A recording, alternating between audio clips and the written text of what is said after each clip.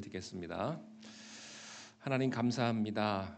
오늘도 하나님의 말씀을 듣습니다. 그 말씀 가운데 하나님의 사랑을 경험하며 하나님의 축복을 경험하는 복된 시간이 되게 인도하시고 전하는 자의 죄된 입술은 감추시고 오직 성령 하나님께서 이 한 시간 대언하여 주시옵소서.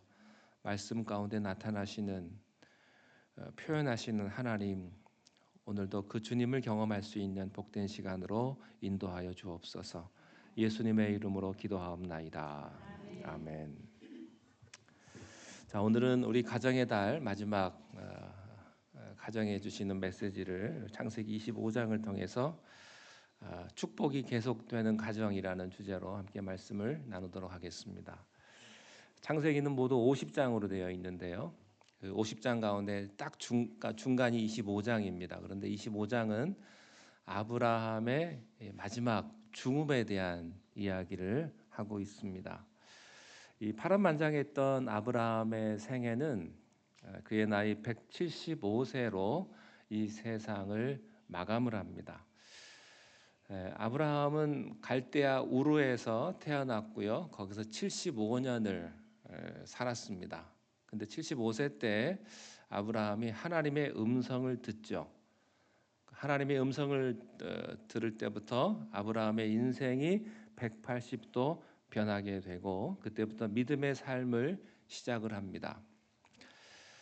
믿음의 시작을 하고 처음 25년은 그 믿음이 미숙했기 때문에 많이 흔들렸고 또 실수도 많이 했고 좌절도 많이 경험을 했습니다. 그 실수의 대가로 이스마엘이라고 하는 서자를 낳게 되었죠. 우리는 여기서 믿음의 사람으로 살아간다는 것은 결코 쉬운 일은 아니고 또 금방 믿음이 완성되는 것도 아니라는 사실을 배우게 됩니다. 구원은 한순간에 이루어지는 것이지만 하나님의 사람으로 성숙하고 거듭나는 것은 오랜 시간이 걸리고 또 실수와 좌절을 통해서 얻어진다는 것을 깨닫게 됩니다. 그래요. 생명을 우리가 얻는 것은 마치 어린아이가 잉태되는 것은 한순간이지만 그 아이가 성장하고 성숙하는 것은 일평생 걸리는 것과 마찬가지입니다. 그래서 여러분들이 혹시 여러분 믿음 생활하시다가 실수하고 또 좌절하고 넘어질 때 너무 그렇게 실망하지 않게 되시기를 바랍니다. 이것은 누구든지 이런 과정들은 다 겪는 거예요. 누구든지 실수합니다. 믿음의 사람도 실수하고요. 그래서 실수한 자신을 너무 자학하지 마십시오.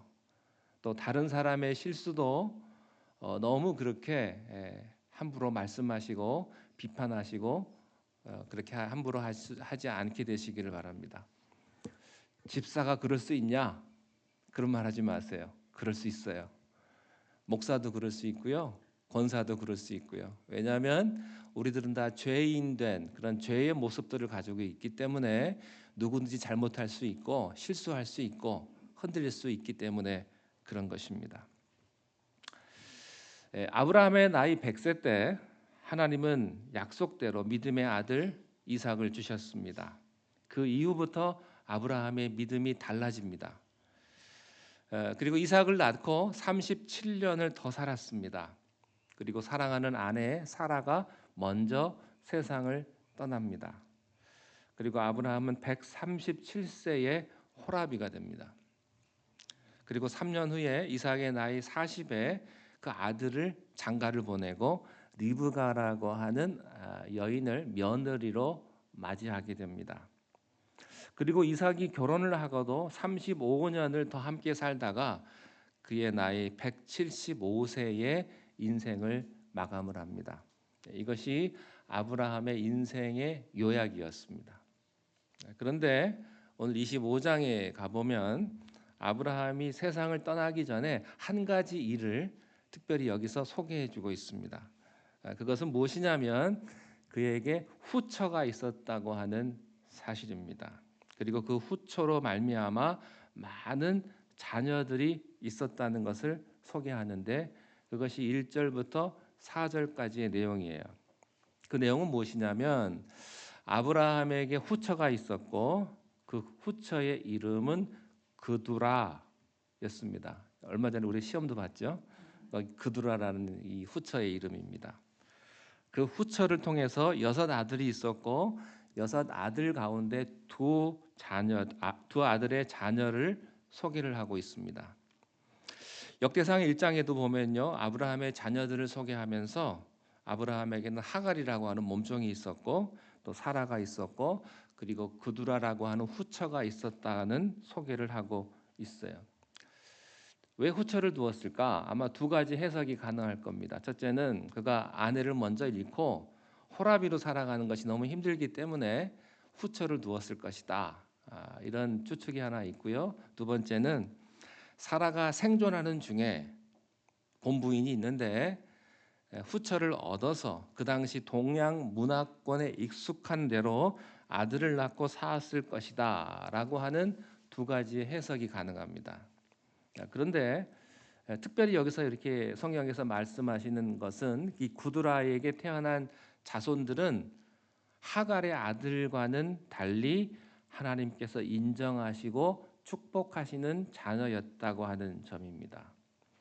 이스마엘은요, 하갈에게서 태어난 어떻게 보면 불순종의 산물입니다. 그러나 그두라는 후처의 개념입니다. 하나님께서는 아브라함은 노년 때까지도 사용을 하셔서 하나님의 약속을 이루시는 것을 우리가 볼 수가 있는 것이죠. 자, 5절부터 6절까지를 우리 한번 읽겠습니다. 시작. 아브라함이 이삭에게 자기의 모든 소유를 주었고 자기 서자들에게도 재산을 주어 자기 생전에 그들로 하여금 자기 아들 이삭을 떠나 동방 곧 동쪽 땅으로 가게 하였더라. 자, 본처에게서 나온 자식은 하나밖에 없습니다. 이삭 딱 하나입니다. 그런데 후처에게서 나온 자식은 많아요. 후처가 더 많은 자녀를 낳았지만 아브라함이 그래도 제일 중요하게 생각하는 자녀는 역시 약속의 자녀인 이삭이었다고 하는 거죠. 그러니까 이삭에 대한 아브라함의 태도는 아주 분명합니다.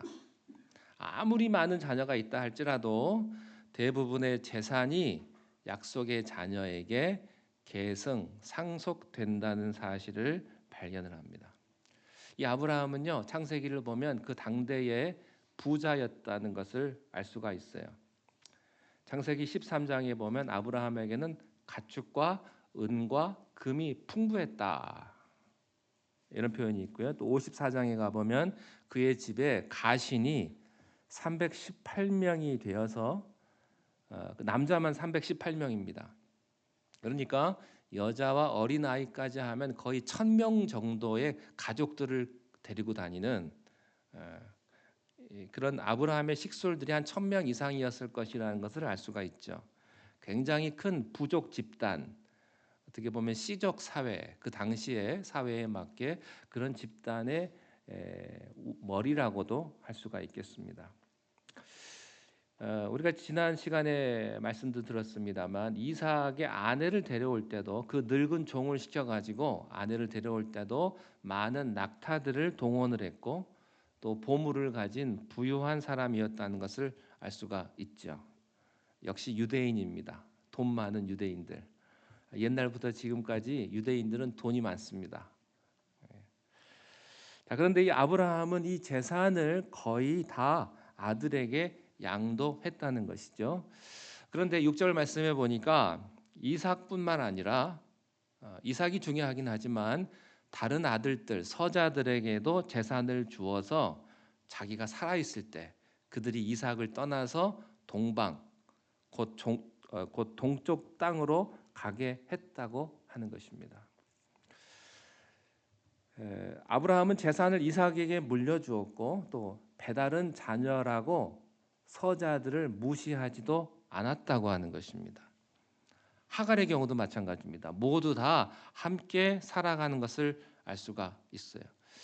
그러나 여기서 특이한 사실은요, 서자들에게 재산을 주고 이삭을 떠나서 아주 멀리 가서 살게 했다고 하는 것입니다.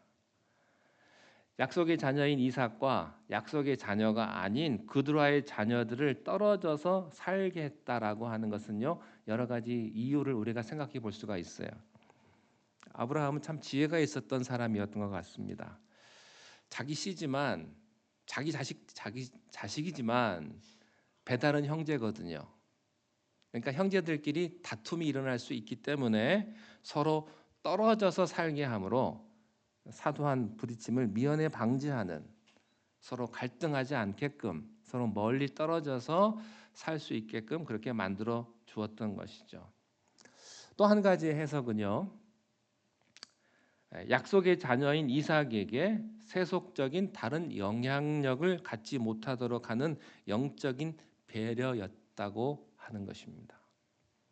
자, 그다음 계속해서 7절부터 10절까지 말씀을 함께 읽겠습니다. 시작. 아브라함이 향년에 175세라. 그의 나이가 높고 늙어서 기운이 다하여 죽어 자기 열조에게로 돌아가매 그의 아들들인 이삭과 이스마엘이 그를 나무렛 앞 해족족 아들 헤브론의 밭에 있는 막발레 굴에 장사하였으니 이것은 아브라함이 헷 족속에게서 산 밭이라. 아브라함과 아브라함과 그의 그의 아내 아내 사라가 사라가 거기 거기 장사되니라. 아브라함의 생애 175년을 돌이켜 보면 그는 행복했고 또 온전했고 만족스러운 삶을 인생 후반부에 살다가 죽었다는 것을 알 수가 있습니다. 여기 말씀해 보면 그의 나이는 높고 이런 표현이 있는데요. 그 당시 기본 수명보다도 더 오래 살았다고 하는 겁니다.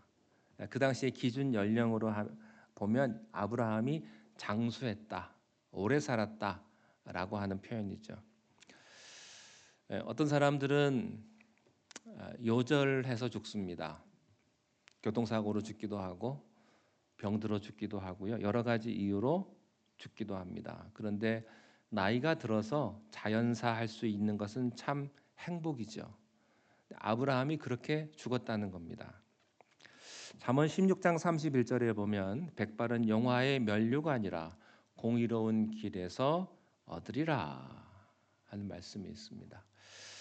아브라함은 나이가 많고 늙어서 기운이 다하여 죽었는데 자기 열조로 돌아갔다라고 표현을 쓰고 있는데 이 말은 좀 더 특별한 해석이 필요합니다. 그것은요, 아브라함의 시체가 열조 무덤 곁으로 갔다고 하는 뜻이 아니죠. 왜냐하면 9절에 보면 그는 자기 부인이 묻혀 있는 막벨라 굴에 함께 장사되었거든요. 그러니까 조상에게 묻힌 게 아닙니다. 조상은요, 저 멀리 메소포타미아에 있어요.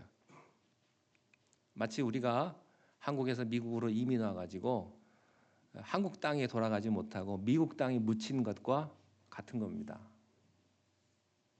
자, 그런데 그러면 열조로 돌아갔다, 조상들이 있는 곳으로 돌아갔다고 하는 것은 무슨 뜻이겠습니까?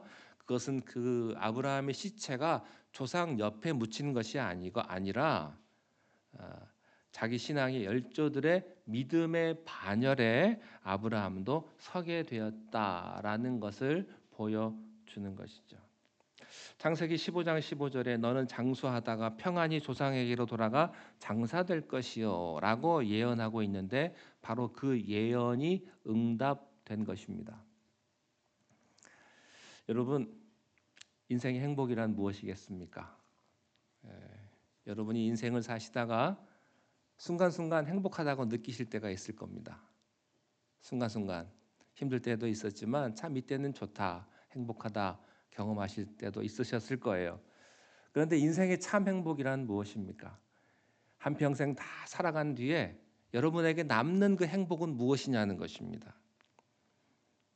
참 행복은요, 그것은 내 시체가 어디에 묻혀 있느냐가 아니라는 거죠. 그건 상관이 없어요. 부자들은요, 미리 자기가 죽을 땅을 준비를 해가지고 아주 화려하게 준비를 합니다. 그 사람들을 다 불러다가 장례식도 크게 하죠. 아주 떠들썩하게 그렇게 장례하고 내 인생을 그렇게 마무리하는 것이 행복일까? 아니라는 거예요. 제가 한국에 갔는데 어떤 분이 돌아가셨어요. 근데 한국의 장례 문화도 많이 바뀌었더라고요. 사람들 안 불러요. 돌아가신 분의 친구들에게도 얘기하지 않고 그냥 가족들끼리 조촐하게 그렇게 장례식을 치르더라고요. 어떤 사람들은요, 평소에 부모에게 잘못했던 그런 죄책감 때문에 부모 돌아가신 다음에 잘하는 사람이 있어요. 돌아가신 다음에 그렇게 울어요. 살아계실 때 좀 더 잘하지. 돌아가시고 난 다음에 그렇게 울고 불고 아버지, 어머니 하면서 후회하는 자식도 있더라고요. 여러분, 인생은 그것이 아니라는 것이죠.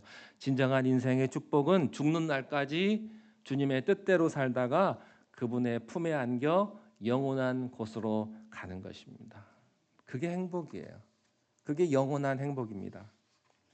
욥은 이런 환상을 보았습니다. 욥기 19장에 보면 이렇게 말합니다. 내가 알기에는 나의 대속자가 살아계시니 마침내 그가 땅 위에 서실 것이라. 내 가죽이 벗김을 당한 뒤에도 내가 육체 밖에서 하나님을 보리라. 내가 육체 밖에서 내 몸에서 지금 나와 가지고 나를 보리라 하는 거예요. 나는 나의 대속자를 바라본다 이렇게 말했습니다. 이게 얼마나 기가 막힌 거예요.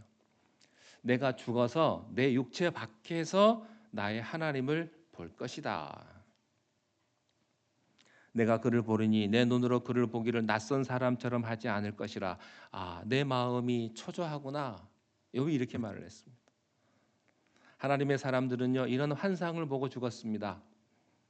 아브라함의 영혼도 믿음의 선조의 반열에 자기가 선 것을 보는 거예요. 하나님의 사람들은 욥이 경험한 것과 같은 환상을 보며 구원자 대신 하나님을 만나는 것입니다. 저는 여러분의 마지막 순간에 하나님을 만날 수 있기를 바랍니다.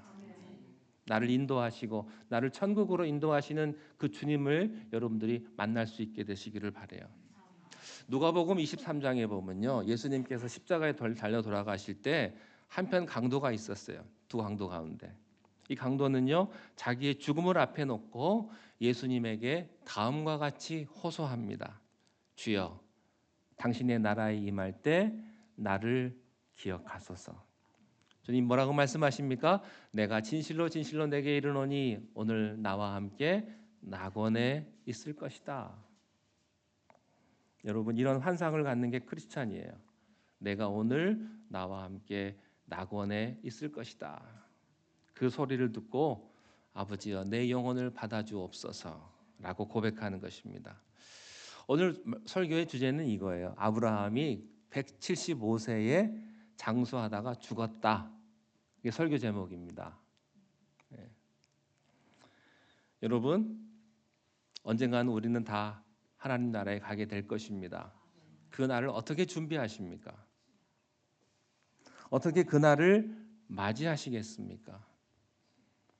어떻게 죽음을 맞이할 것인가라고 생각하는 사람만이 어떻게 지금 남아있는 내 생애를 후회 없이 살 것인가를 결정할 수 있는 사람입니다.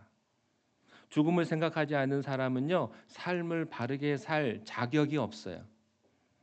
죽음을 준비하는 자만이 내가 지금 살고 있는 이 현실, 내가 숨쉬고 먹고 마시고 우리가 얼마나 더 살지는 모르겠습니다만 내게 주어진 삶을 후회 없이 아낌없이 떳떳하게 살아갈 수 있는 사람이 되는 것이죠. 죽음은 어느 한순간에 내게 닥쳐오는 것입니다. 어떻게 살 것인가? 그것보다 더 중요한 것은 내가 어떻게 죽을 것인가? 돈을 내가 어떻게 벌 것인가? 그것보다 더 중요한 것은 내가 돈을 어떻게 쓸 것인가? 그게 더 중요한 거예요. 사람들은요, 중요한 걸 생각하지 못해요. 인생이 영원한 것처럼 물질만을 위해서 살아간단 말이죠. 여러분, 산다고 하는 것은요, 세월을 보내는 것도 아니고 부유하게 살고 세상적으로 성공하는 것만을 의미하지 않습니다. 진짜 축복은 내 영혼이 하나님 나라에 참여하며 그 축복의 세계에 참여하는 환상이에요. 내가 앞으로 올 미래의 주인공이 되는 것이죠. 우리 모두는 하나님의 나라의 주인공이 될 것입니다. 천국에 가면요, 여러분들이 주인공이세요. 여러분들이 거기 계실 거예요. 행복이 무엇일까요? 여러분, 강도는요, 뭘 해서 천국 간 게 아니에요. 주님 앞에 딱 한마디 했어요. 주여, 당신의 나라에서 나를 기억하여 주옵소서. 이 고백이 필요한 거예요. 자, 11절 말씀 함께 보겠습니다. 시작. 아브라함이 죽은 후에 하나님의 그의 아들 이삭에게 복을 주셨고 이삭은 부엘라 헤로의 근처에 거주하였더라. 아브라함이 죽은 후에 하나님께서는 그 복을 이삭에게 계승시키셨습니다. 이것은 중요한 사실입니다. 아브라함은 죽었지만 그에게 주어졌던 복은 사라지지 않았다고 하는 것이죠. 그 약속은 계속 이어지는 것입니다. 축복은 계속되어지는 것이 중요합니다. 왜냐하면 우리는 죽어야만 하는 유한한 존재이기 때문이죠. 아브라함은 죽었지만 그 축복이 이삭에게로 계승되었다면 아브라함은 죽은 게 아닙니다. 여러분은 언젠가 죽을 거예요. 그렇지만 여러분에게 주신 축복이 여러분의 자녀에게 다른 사람에게 이어진다면 여러분은 죽은 게 아니라는 것이죠. 자, 그런데요. 그 다음 절도 참 재미있어요. 12절부터 16절에 보면 서자였던 이스마엘도 하나님이 기억하시고 있는 게 참 신기하고 참 좋아요. 자, 12절부터 16절 말씀도 읽겠습니다. 시작. 사라의 여종 애굽인 하갈이 아브라함에게 낳은 아들 이스마엘의 족보는 이러하고 이스라엘의 아들들의 이름은 그 이름과 그 세대대로 이와 같으니라. 이스마엘의 장자는 느밧 요시요 그 다음은 게달과 압브렐과 밉삼과 미스마와 두마와 마사와 하닷과 데마와 여들과 나비스와 게드마니 이들은 이스마엘의 아들들이요 그 촌과 부락대로 된 이름이며 그 족속대로는 12 지도자들이었더라. 자, 이스마엘은 어떤 사람이라고 제약을 했습니까? 불순종의 산물이라고 했잖아요. 그러니까 실수로 태어난 자식이거든요. 그런데 하나님은요, 그 실수로 태어난 자식도 축복하신다는 겁니다. 하나님은 이삭만 축복하지 아니하시고 이스마엘도 축복을 하십니다. 이 축복이 다르지가 않아요. 그러니까 우리 하나님은요, 아브라함이 저지른 실수를 하나님이 계속해서 챙기시는 거예요. 왜 이런 거 있잖아요. 누구는 사고를 계속 치는데 그 사고를 뒷수습하는 사람은 따로 있잖아요. 밥 먹는 사람은 따로 있고 설거지하는 사람 따로 있잖아요. 예. 사고는 사람이 치는데 뒷수습은 하나님이 하시는 거예요. 아브라함이 사고 쳤는데요, 그 뒷 감당을 하나님이 해주시는 겁니다. 예. 성경은요, 하갈의 아들 이스마엘에 대해서도 계속해서 배려를 해주세요. 그들로 하여금 큰 나라를 이루게 해주십니다. 창세기 21장에 보면요, 하나님은 사라가 이스마엘을 쫓아냈을 때 그들을 다시 돌아오도록 수습하셨죠. 그리고 이렇게 말씀하셨어요. 그러나 여종의 아들도 너의 신이 내가 그로 큰 민족을 이루게 할 것이다. 우리 하나님은요, 잘난 사람만 축복하지 않고요, 못난 사람도 축복합니다. 여기 우리의 소망이 있습니다. 우리가 부족하고 가진 것 없고 아무것도 없지만 하나님은 그런 우리도 챙기시는 분이다 하는 거예요. 여러분, 하나님의 축복은요, 이삭의 축복과 이스마엘의 축복이 다르지 않아요. 물질적 축복은 똑같아요. 이삭의 축복이 다른 것은요, 영적인 축복을 이루는 도구로 썼다는 것뿐이에요. 그를 통해서 예수 그리스도라고 하는 메시아를 태어나게 한 것뿐이죠. 그렇지만 이스마엘도 챙기시는 하나님, 서자도 챙기시는 하나님, 죄인도 챙기시는 하나님, 이스라엘만 구원하지 아니하시고 이방인들도 구원하시는 하나님, 그분이 우리들의 하나님이십니다. 자, 마지막으로 17절 18절을 함께 읽겠습니다. 시작. 이스라엘은 형년이 137세에 기운이 다하여 죽어 자기 백성에게로 돌아갔고 그 자손들은 하윌라에서부터 아수르를 통하는 애굽 왕 술까지 이르러 그 모든 형제의 맞은편에 거주. 이스마엘은 결국 137세에 죽습니다. 창세기 35장에 보면요, 이삭은 몇 세에 죽었냐면 180세에 죽습니다. 그러니까 이삭이 이스마엘보다 훨씬 더 오래 살다가 죽었다는 것을 알 수가 있어요. 그러나 180에 죽든 137에 죽든 죽는 건 똑같습니다. 100살에 죽든 50에 죽든 죽는 건 똑같아요. 결국은 죽는다는 거죠. 우리도 죽습니다. 그래서요, 잘 죽는 게 축복입니다. 문제는 어떻게 죽느냐 하는 거예요. 여러분, 행복이란 뭐예요? 어떻게 살아야 행복한 거고 어떻게 죽어야 행복한 것입니까? 제가 가정 시리즈를 말씀드리다가 여러분 행복은요, 여러분 마음속에 있다고 제가 말씀을 드렸어요. 근데 행복을 자꾸 밖에서 찾아요. 마음속에서 찾아야지.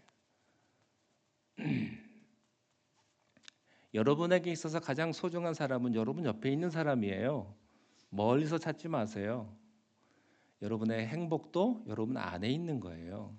근데 자꾸 난 행복이 없다, 나는 행복하지 않다라고 생각을 하는 거예요. 찾아보세요. 찾을 수 있어요. 행복을 찾을 수 있어요. 사랑하는 성도 여러분, 여러분이 계신 자리에서 위에 계신 하나님을 바라보십시오. 그리고 미래를 보십시오. 하나님은 우리의 하나님, 나의 하나님입니다. 천국의 주인공은 바로 여러분이십니다.